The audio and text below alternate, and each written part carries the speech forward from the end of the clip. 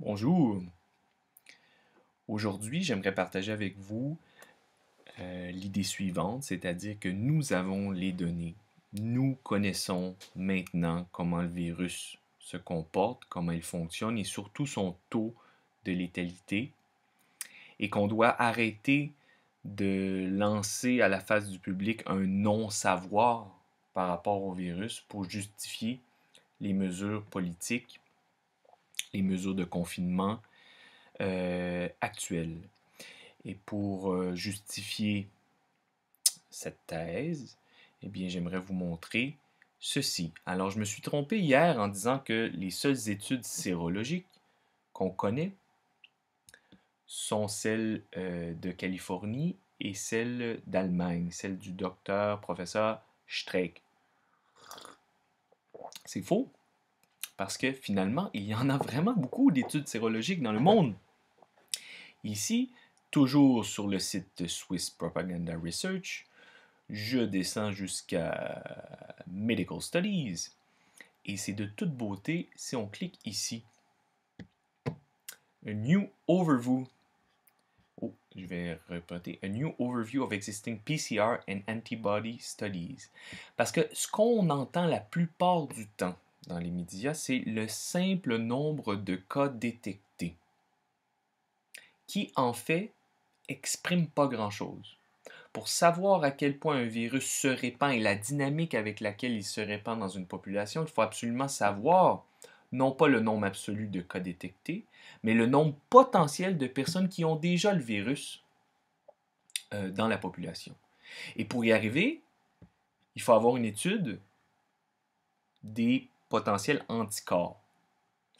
Et je croyais qu'il y avait seulement deux études, mais il n'y en a pas deux, qui a fait des études à la fois de tests dans la population et d'un autre côté des anticorps. Ici, on a une série, une belle série de tests en République tchèque, en Suède, en Iran. Et là, vous regardez, on a le taux de mortalité ici, qui se situe par 0,59, 0,16, 0,36, 0,18. Un réel taux de mortalité, c'est-à-dire il faut connaître vraiment le nombre réel de personnes qui ont le virus pour déterminer le nombre de personnes qui en meurent ayant le virus. Et là, vous me dites, OK, est-ce que ce sont les vrais chiffres, les bons chiffres? Eh bien, je vois ici qu'on peut accéder directement à chaque lien pour vérifier soi-même, que je trouve absolument extraordinaire, et je clique moi-même. Ici, jusqu'à maintenant, ce que j'ai vu, c'est The Preprint Server for Health Science de Yale. Alors, tout ça m'apparaît assez officiel, assez scientifique. On peut pas dire, je pense que les scientifiques publient principalement ici, entre autres. Alors, si on fait la médiane, la moyenne du médiane de taux de mortalité, on arrive à un beau chiffre de 0,2%. C'est-à-dire 0,2% des gens qui ont ou ont eu le virus sont morts du virus.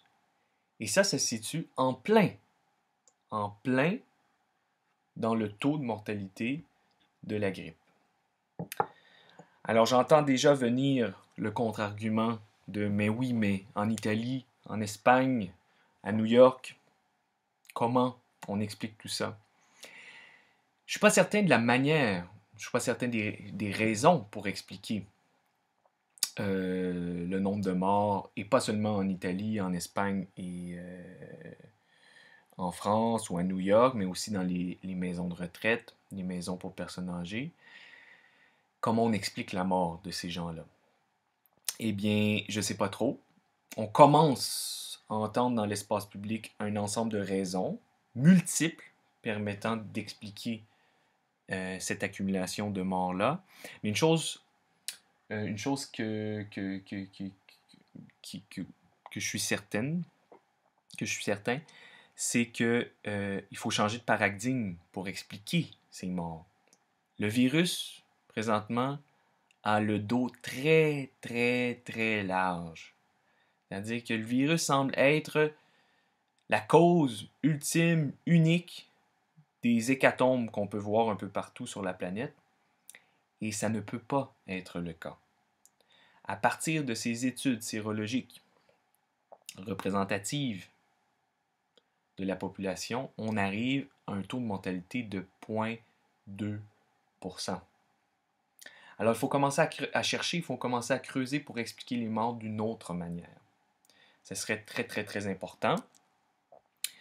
Et ce que j'aimerais aussi vous partager aujourd'hui, c'est qu'en Allemagne, dans les journaux, les revues pour médecins, Ärztezeitung ici,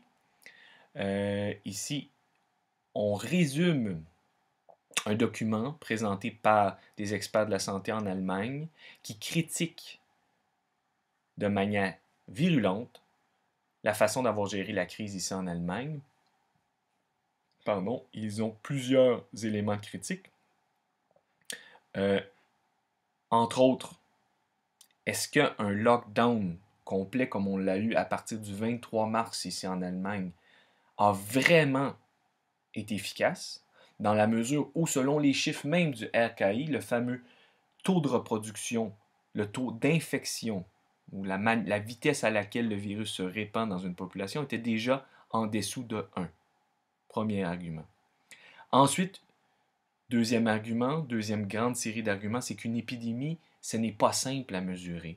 Et les chiffres qu'on nous présentait à tue-tête, ou qu'on nous présente encore à tous les jours, présentent un portrait de la réalité tordu. Parce qu'une épidémie se répand pas de manière homogène, se répand de manière hétérogène et a une façon de se répandre en cluster. Je cherche le mot en français.